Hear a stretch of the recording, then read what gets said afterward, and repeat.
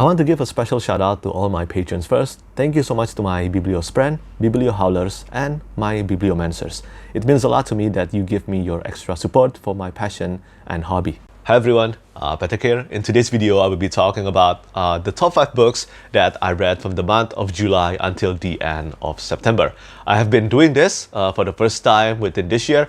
I have talked about the best books that I read within the first quarter and then the second quarter, and now I will be talking about the third quarter of the year. But this will probably be the last one. I will not be talking about the top 5 books of the fourth quarter because I prefer for the next best books of 2023 video, which will go live probably in the middle or at the end of December. I prefer it to be the usual top 15 or the top 20 best books of the year. So yeah, let's start immediately, but just like usual, I will be talking about my stats first. So within the past 3 months, from the beginning of July until the end of September, I managed to read 14 novels and 2 novellas and also 2 novelettes, plus 45 manga volumes. Overall, I think it is a quite productive quarter of the year, but there is something really special about this quarter because I managed to find some of my favorite books within this quarter. And before I talk about that, I will just start by talking about the best manga that I read first.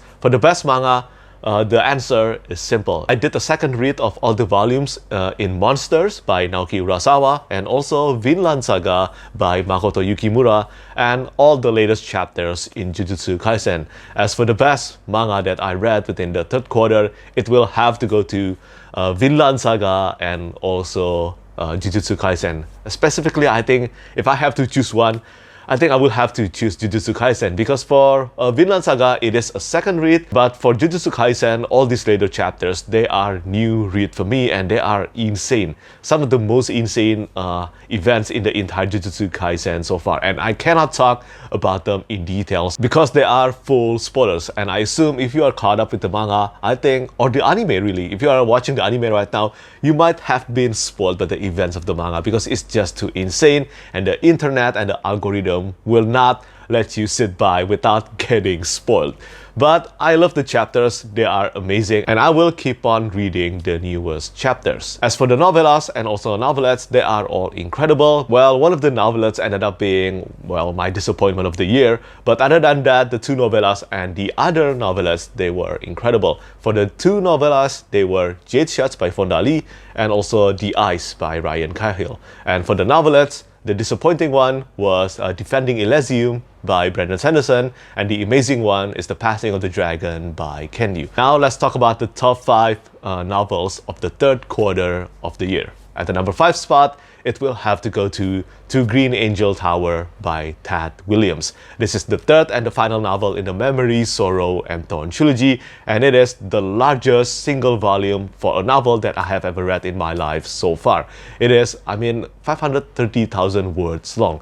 It is huge. It took me about 2 weeks to read, and it is also incredibly rewarding. Not gonna lie, there were some parts in the middle that definitely felt like it could have been discarded from the book, and removing them from the book would have actually improved the overall pacing of the Green Angel Tower in my opinion. But Tad Williams' prose and world building remained strong throughout the entire novel and the entire trilogy really. It always feels good to read Tad Williams' writing, and also there were a lot of parts that were left out to be resolved in the final section of the Green Angel Towers, specifically the final 250 pages or 300 pages, because I was reading this from the Kindle, so I couldn't judge the correct number of pages. But it was the last 25% of the Green Angel Tower. So many revelations and the entire climax sequence.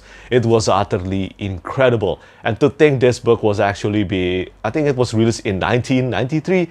I think if I had read this one back then, it would have easily became one of my favorite books for many years. But well, if I had read it back then, my English would not be enough to comprehend Tad Williams' language, unfortunately. And I'm glad that I read this one now. And honestly, I'm glad that I had the English skills to be able to appreciate Tad Williams' prose now. It is a beautiful story, very satisfying ending and character's arc. Really love the conclusion of The Green Angel Tower. And well, now I am ready to read The Last King of Osten Art next year in 2024. But if you haven't read Memory, Sorrow, and Thorn trilogy yet, I highly recommend you to pick it up. I'm still in a dilemma to decide which one I love more between the Dragonbone Chair or To Green Angel Tower, but both the Dragonbone Chair and To Green Angel Tower are some of my favorite standout of the year. Amazing stuff, and I will be reading more of Ted Williams' books in the future for sure. Now for the next 3 books, not the number 1 spot, but for the next 3 books, honestly, I have a difficult time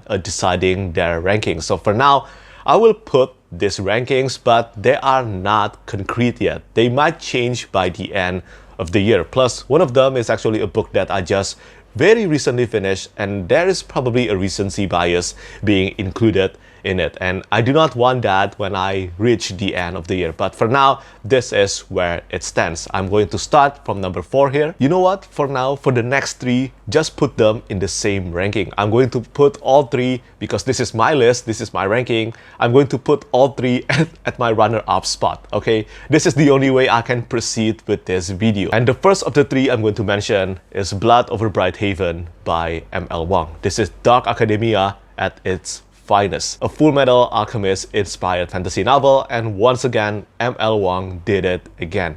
This is another incredible standalone novel, and although the story in Blood Over Bright Haven is very different compared to The Sword of Kaigen, M.L. Wang's most popular and highly acclaimed book, but plenty of M.L. Wang's best strength as a storyteller is available inside Blood Over Bright Haven as well. The characters work, starting from a main character that was very unlikable. It was amazing how M.L. Wang transformed Siona into one of my favorite characters. The heart magic system is complex and also very destructive in its power, and the themes of blind faith, prejudice was handled incredibly well. I think when it comes to standalone novel, you really cannot go wrong with reading M.L. Wang's. She is one of the best when it comes to writing standalone novels. I think she is indeed the best when it comes to writing standalone novels, based on The Sword of Kaigen and also Blood Over Bright Haven.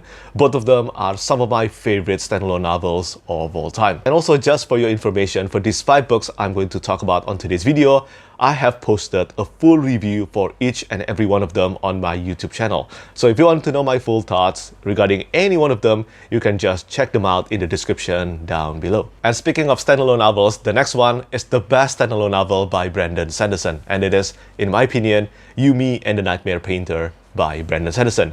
This is the 3rd Secret Project novel, and I had so much expectations going into this one because I knew the manga or anime Hikaru no Go would be a major influence to Yumi and the Nightmare Painter, and I was proven right. And on top of that, Kimi no Nawa and then Final Fantasy X are also an inspiration into Yumi and the Nightmare Painter. These inspirations in a Cosmere novel written by Brandon Sanderson, well, pretty much all the chemistry were right. Yumi and the Nightmare Painter is my favorite standalone novel by Brandon Sanderson. And I know that plenty of readers have mentioned they were, well, maybe not too many in comparison to those who love this one just like I did. Well, they have mentioned they dislike this book because Yumi and the Nightmare Painter is so focused on romance. And you know, I know that romance is a part of Yumi and the Nightmare Painter, but I have to disagree with this notion. If we're talking about the big focus on romance in Yumi and the Nightmare Painter, then, well, I will just mention one example here. The Name of the Wind. The Name of the Wind or even Mistborn trilogy, in my opinion, have more intense focus on romance compared to Yumi and the Nightmare Painter. The relationship in Yumi and the Nightmare Painter between Yumi and also Nikaro or Painter, they were meticulously built up, and their relationship is formed and developed through understanding and, well, eventually trust. And I love this. I love reading this kind of slow burn romance in any kind of stories. And I believe this is an example where it's done right. And on top of the well done romance, I really love the worlds inside this book. I do not want to spoil you if you haven't read this one yet, but let's just say that once again, the world building, the heart magic system, they were incredible. And lastly, before I get ahead of myself and talking about this book way too long again, well, the themes of art inside this one, the meaning of art and the meaning of becoming an artist and all that, everything about it, I love them all. I think this is utterly brilliant. One of Sanderson's finest books in his career so far. And I have to read the fourth secret novel as soon as I can. I am waiting for the physical copy to arrive, and then I will get started on it immediately. Oh, of course, before I forget, I have to mention the artworks inside this one by Alia Chen. They are the best of the secret projects, without a doubt. Alright, moving on to the next one more book, and then we will talk about the best books of the third quarter of the year. And this one is a book that I have been recently, well, talking about a lot, and it is, of course, Empire of Silence by Christopher Ruocchio, the first book in the Sun Eater series, and also Christopher Ruocchio's debut novel. I consider Empire of Silence the best sci-fi debut that I have ever read. The prose inside this one is just absolutely stunning, and the book, the pacing, kind of reminded me of Robin Hobbs, and also, you know, the way of the narration actually reminded me of a recent novel or series that I just tackled. It is The Justice of Kings by Richard Swan. That's the name of the book, and the sequel to The Justice of Kings, The Tyranny of Fate, is also applicable because in Empire of Silence, we are reading the diary of the writings of Hadrian Marlowe. It was the same in also, let's say, The Realm of the Elderlings. For the fifth portion of The Realm of the Elderlings, we are basically reading Fitz' narration. And for Empire of the Wolf trilogy by Richard Swan, it is the same. We are reading Helena Sedanka's narration. And Hadrian Marlowe's narration is unputdownable. It is beautiful, melancholic, and also full of melodrama. Ever since I finished reading The Name of the Wind or Blood Song by Anthony Ryan, The Name of the Wind by Petrik, I have come to realize that I really have a soft spot for a fantasy or sci-fi story with a framing device, or a story about characters telling their own story and how they attain their many names and titles. I really have a soft spot for this kind of narration, especially when they are beautifully written. And Empire of Silence and Christopher Ruocchio's writing is without a doubt beautiful. Also, it is rare for me to read a sci-fi debut or the first book of a sci-fi series and immediately realize just how massive and epic the scope of the series is. And I can already tell that just from reading Empire of Silence. Ever since I posted my review of this book, well, many have mentioned that Howling Dark and also Demon in White are even better. And believe me, I will be reading Howling Dark before the month ends, and hopefully I will get around to reading Demon in White next month. But it is suffice to say that from reading Empire of Silence, this is most likely the series that will challenge the title that is, well, held by Red Rising Saga by Pierce Brown, the title of the best sci-fi series of all time for me. We will see how that turns out by the time I read more books in the Sun Eater series. And speaking of Red Rising Saga, of course you will know what's my best books of the third quarter of the year and potentially could become the best book of the year. It is Lightbringer by Pierce Brown. The sixth and the penultimate volume in the Red Rising Saga is my favorite book of the third quarter of 2023. And again, as I said, this could totally become my #1 book of the year. We will see how the remaining months of the year turns out. But this is, just like the cover art, is actually the best of the series. I consider Lightbringer up there with Morning Star to be my favorite of the entire series so far.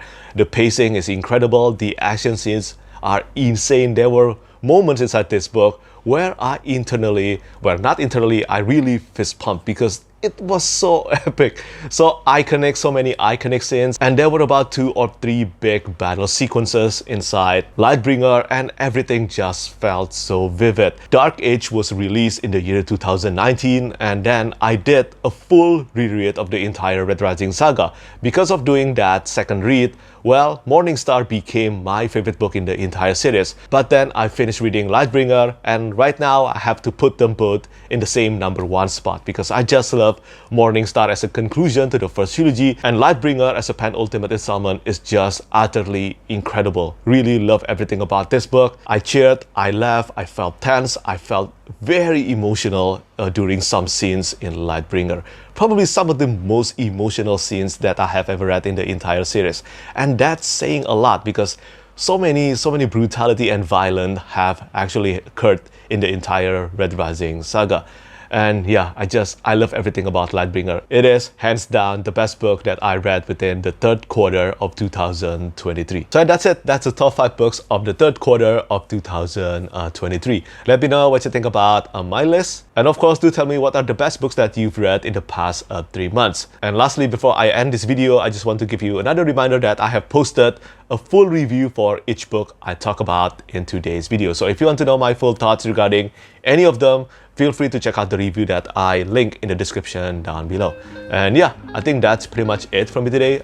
As always, thank you so much for watching and thank you for your support. Bye bye. Lastly, I want to say thank you so much once again to all my patrons who keep on supporting me.